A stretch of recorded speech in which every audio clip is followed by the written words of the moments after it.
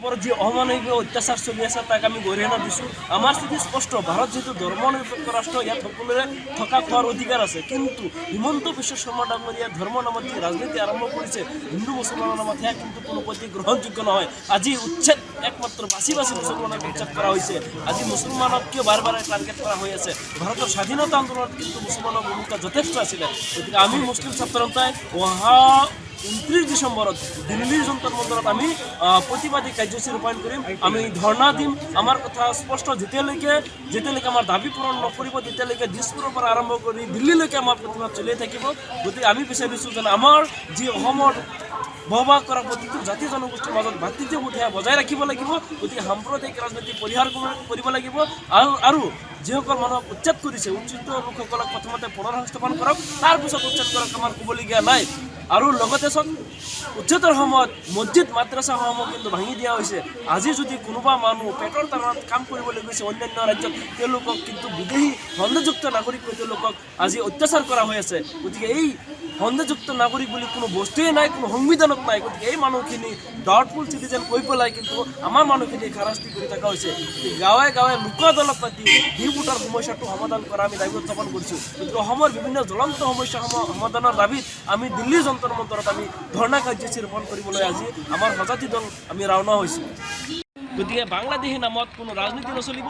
1971 চনৰ 25 মাৰ্চৰ পিছত যদি কোনোবা বিদেশী অসমত আহিছে, বাংলাদেশৰ পৰা ইয়াত যদি আহিছে, তেওঁলোকক খেদি পঠক, তাত আমাৰ আপত্তি নাই। কিন্তু অসম চুক্তিমতে বাংলাদেশী অসমৰ পৰা যাবই লাগিব। কিন্তু বাংলাদেশী নামত কোনো ৰাজনীতি নচলিব। আজি যদি কাইটিয়া তাৰ যদি পাৰ হৈ যদি কোনোবা ইয়াত আহিছে, তাৰ কাৰণে জগৰীয়া কিন্তু অসমৰ মুখ্যমন্ত্ৰী, গৃহ বিভাগৰ দায়িত্ব থকা মুখ্যমন্ত্ৰী, বৰ্ডাৰ পুলিচ, BSF তাত কি কৰি আছিলে? গতিকে এইবিলাক হৈছে একমাত্ৰ ৰাজনৈতিক পাহা খেল। এই পাহা খেল নচলিব। গতিকে আমি বিচাৰিছোঁ, আমি শান্তি সম্প্ৰীতি বিচাৰিছোঁ। ইয়াত কোনো ধৰণৰ ভাতৃঘাতী সংঘাত হ'বলৈ আমি আজি বাংলাদেশত যি নাৰকীয় ঘটনা হৈ গ'ল আমি গৰিহণা দিছোঁ। কাৰণ বাংলাদেশত যদি সংখ্যালঘুৰ ওপৰত অত্যাচাৰ কৰিছে, সেয়া অন্যায় হৈছে। গতিকে ভাৰত চৰকাৰে ইয়াৰ এটা বিহিত ব্যৱস্থা ল'ব লাগে বাংলাদেশৰ বিৰুদ্ধে।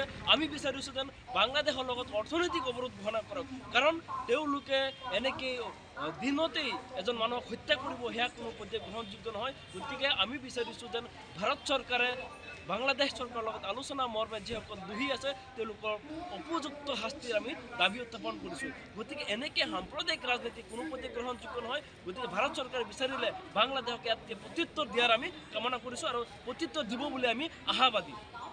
অসমত আমাক কিন্তু বাৰম্বাৰ অত্যাচাৰ কৰি থকা হৈছে। আজি মিয়া মুছলমানৰ নামত, বাংলাদেশী নামত একমাত্ৰ মুছলমানক অসমত অত্যাচাৰ কৰি থকা হৈছে। অসমৰ মুখ্যমন্ত্ৰী হিমন্ত বিশ্ব শৰ্মা ডাঙৰীয়া মুখ্যমন্ত্ৰী হোৱাৰ পিছৰে পৰাই কিন্তু ৰাতিপুৱাৰ টোপনিৰ পৰা উঠিয়ে ৰাতি হোৱাৰ আগমুহূৰ্তলৈকে কিন্তু মিয়া মুছলমান কৈ তেখেতে কিন্তু কাম আৰম্ভ কৰে। আমি গৰিহণা দিছোঁ, যিহেতু ভাৰত ধৰ্মনিৰপেক্ষ ৰাষ্ট্ৰ, ইয়াত সকলোৰে থকা খোৱাৰ অধিকাৰ আছে। ভাৰতৰ স্বাধীনতা আন্দোলনত কিন্তু মুছলমানৰ অৱদান যথেষ্ট। এইখিনি থকাৰ পিছতো কিন্তু বাৰম্বাৰ মুছলমানক অসমত অত্যাচাৰ কৰা হৈছে। আজি বুলডোজাৰৰ ৰাজনীতি অসমত আৰম্ভ হৈছে। অবৈধভাৱে মানুহক উচ্ছেদ কৰা হৈছে। গতিকে এনেকৈ অবৈধভাৱে উচ্ছেদ বন্ধ কৰাৰ দাবীত আমি প্ৰতিবাদ অসমত কৰিছোঁ। আমি বিচাৰোঁ যেন উচ্ছেদ হওক, কিন্তু উচ্ছেদিত লোকসকলক প্ৰথমতে সংস্থাপন কৰক। এই উচ্ছেদিত লোকসকল কোনো বাংলাদেশী নহয়, সন্দেহযুক্ত নাগৰিক নহয়। এই লোক কিন্তু প্ৰকৃততে ভাৰতীয় নাগৰিক। এই লোকক থকা খোৱাৰ অধিকাৰ ভাৰতীয় সংবিধানে দিছে। কিন্তু হিমন্ত বিশ্ব শৰ্মা ডাঙৰীয়াই একমাত্ৰ ৰাজনৈতিক মুনাফাৰ স্বাৰ্থ আদায়ৰ কাৰণে আজি তেখেতে হিন্দু মুছলমানৰ নামত বিভেদ এটা সৃষ্টি কৰি সাম্প্ৰদায়িক সংঘাত লগাবলৈ অসমত চেষ্টা কৰি আছে। আজি আমি বিচাৰিছোঁ যেন এই মানুহখিনিক প্ৰথমতে সংস্থাপন কৰক। আজি আমাৰ মছজিদসমূহত বুলডোজাৰ চলোৱা হৈছে, কবৰস্থানত বুলডোজাৰ চলোৱা হৈছে, মাদ্ৰাছাত বুলডোজাৰ চলোৱা হৈছে, মাদ্ৰাছা ভাঙি দিয়া হৈছে, বন্ধ কৰি দিয়া হৈছে। এনেকৈ কিয়? আমাক কি সংবিধানৰ অধিকাৰ দিয়া নাই নেকি? গতিকে আমি অসমত যথেষ্ট আন্দোলন কৰিছোঁ। এইবাৰ আমি ভাৰতবৰ্ষৰ ৰাজধানী দিল্লীত আমি ধৰ্ণা কাৰ্যসূচী লৈছোঁ। অহা 29 ডিচেম্বৰ তাৰিখে আজি আমাৰ সজাতি দলে আমি ৰাওনা হৈছোঁ। আমি বিচাৰিছোঁ যেতিয়ালৈকে আমি ন্যায় নাপাম তেতিয়ালৈকে আমাৰ আন্দোলন অবিৰতভাৱে চলি থাকিব। এনেকেই মুছলমানৰ ওপৰত যিমান অত্যাচাৰ কৰিব সিমানেই আমাৰ সংগ্ৰাম অটুট চলি থাকিব।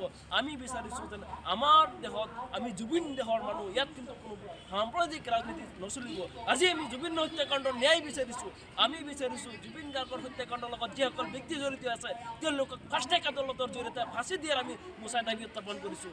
কাৰণ জুবিন আমাৰ সম্পদ আছিলে, আমাৰ হিয়াৰ আমঠু আছিলে। গতিকে জুবিনক লৈ পেলাই আপোনালোকে ৰাজনীতি কৰি কৰিব ইয়াক কোনো পধ্যেই গ্ৰহণযোগ্য নহয়। গতিকে অতি শীঘ্ৰে তেওঁলোকৰ কাৰণে ইমান পৃষ্ঠাজোৰা আমাৰ SITৰ দৰকাৰ নাই। আমাৰ এটাই লাগে ফাষ্ট ট্ৰেক আদালতৰ জৰিয়তে জুবিনৰ ন্যায় লাগে।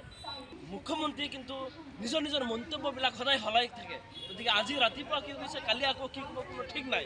গতিকে মুখ্যমন্ত্ৰী ডাঙৰীয়া, আপুনি কোৱাৰ দৰে যিসকল উচ্চুদিত লোক আছে এইসকল লোক কোনো বাংলাদেশী নহয়, এওঁলোক প্ৰকৃততে ভাৰতীয় নাগৰিক। পেটৰ তাৰণত এখন জিলাৰ পৰা আন এখন জিলালৈ যেতিয়া কাম কৰিবলৈ যায় তেওঁলোকক বাংলাদেশী লেবেল লগাই কিন্তু এছাম জাতীয়তাবাদী সংগঠনে তেওঁলোকক সন্দেহযুক্ত নাগৰিক কৈ হাৰাশাস্তি কৰা পৰিলক্ষিত হয়। আৰু আমি জানো যে তাত যিবিলাক ভেৰিফিকেশ্যন কৰা হয় তাত কিন্তু এক্স পাৰ্টি হিচাপে তেওঁলোকক ডি ভোটাৰ কেতিয়াবা সন্দেহযুক্ত কৈ পেলাই তেওঁলোকক।